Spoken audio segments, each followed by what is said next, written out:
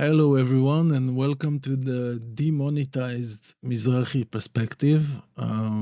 My channel has been demonetized, and the vocabulary you have to learn in this quasi-fascistic state that we're in is kind of funny. The latest video I uploaded from 2 days ago was removed by YouTube. This video was about the hostage release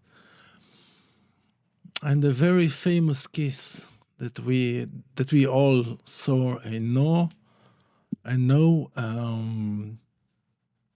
made a video about it and how this kiss symbolized, demonstrated what I see as Israel's utter defeat in its genocide or genocidal onslaught against the Palestinians. And I have to say a couple of things about that, but first I have to say that I don't trust this platform, and I think you shouldn't trust it either. And if you want to continue to get my content, I really recommend that you subscribe to my Substack, because if I have your email address, I can send you stuff, even if they delete my channel completely, which they will do eventually. I don't know if today or next week or in a few months, but it doesn't matter. They will. We know they will. But anyway, if you're on my newsletter list, which I have on Substack, then I can always send you stuff. So this is really important, and I recommend that you do it. And there's a link to my latest article on Substack, which has been inspired, not inspired, but triggered by this incident with YouTube. And I think it's one of the best pieces I've written since this genocide began. So I really also recommend that you read it. And if you read it, leave your email. You don't have to become paid subscribers. Most of my content is free. And of course, if you want to support my work and what I do, it's awesome. And that's it. That's about that.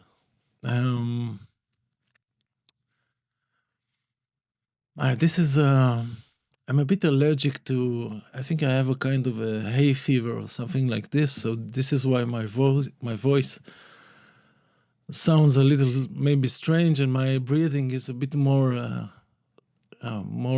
laborious than usual. But this is just this. I mean, it's okay. It's a small nuisance and nothing more. But I have to say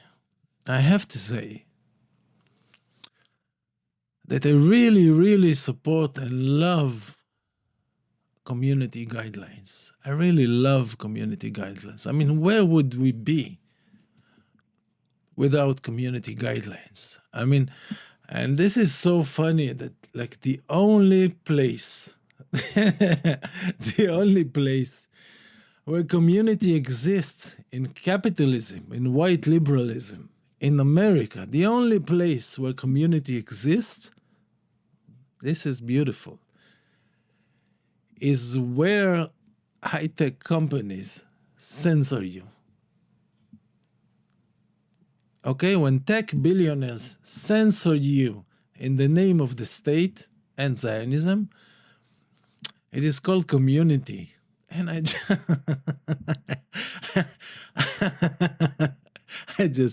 I love this. Isn't this community? And I also want to say about this, they are trying to make it look like they are against violence. They don't want violence, and they don't want to encourage violent organizations and so on. But this is so easily discovered, is so easily blown if you just look at the stuff they put out. I mean, this screenshot behind me is as part of my excommunication from YouTube, which has begun now with this demonetization, and they warn you this is your first strike, and there's going to be a second strike. We need to look at what they write to really understand and feel the mood of this tyranny that we live under, because this is what it is. It has a nice white smiling face, but it is tyranny nonetheless. So as part of my excommunication, my demonetization and all this, they asked me to have a policy training. So I was thinking I have to try this just to see how they do this. I mean, what do they mean by it? I mean, I would never do it, to learn something. But critically, I wanted to look at it to see what they are up to. So let's read. This is a screenshot from their policy training. So I'm going to read it. I'm going to talk about it a little bit. Okay, I'm going to use my glasses. Okay. Sammy is a vlogger who uploads a video of a hostage taking filmed by the perpetrators. Sammy explains who's in the footage and the events that happened leading up to it. She criticizes the perpetrators and demands the release of the hostages. Now I'm asking you, does this sound familiar?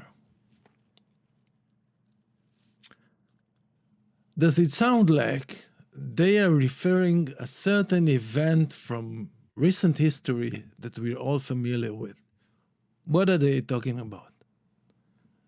I mean, it's kind of obvious what they're talking about, right? This is October 7th. Okay, this is October 7th. And they want to make sure that you understand where is the side of good and the side of evil. And you have to tell YouTube that you understand this distinction to be able to keep on doing what you do on this platform. And this is fascinating. This is fascinating because we used to think that we have freedom of opinion. We used to think that as adults, if we're being presented with a moral dilemma, we can judge for ourselves what's going on. But this is YouTube. This is like watching a crime movie and having to fulfill a questionnaire like every 15 minutes. Do you understand that the criminals are bad and police are good? This is what they're doing. I mean, reality is the movie, but they are making sure that you internalize their point of view. And this is done nicely. I mean, it's it's not ominous. It's nice. It's like nice. You see the camera, the design is not ominous. It's nice. But it's the same thing. But also, they are never going to ask you before they demonetize you. What happens if the kidnappers in a very similar instance episode? What if the kidnappers are in uniform? What if the kidnappers work for a certain country? What are you supposed to think about it then? What about if the perpetrators have already kidnapped or had already kidnapped 1 million people?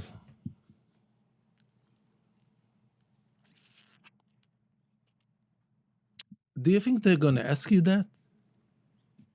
Or me? I don't think so. I don't think so. I know so.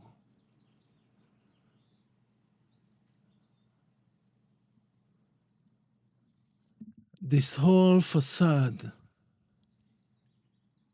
of we are the voice, the epitome of reason, of decency, of transparency, of democracy, of all this. When you put it to the slightest test, it fails miserably. If we are against violence, why is the IDF allowed a platform? Why is the US military allowed a platform?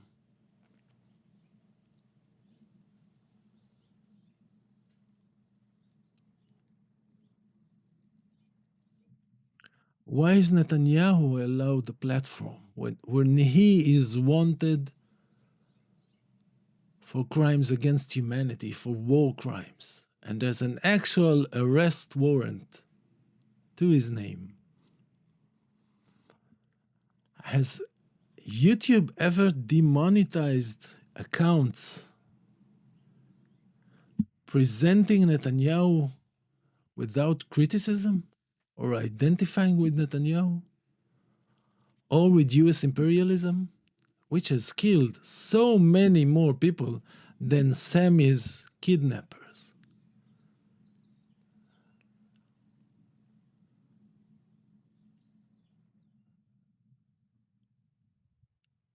I don't really have to tell you all this because you know it. If you're watching my channel, if you're watching my videos, you know it.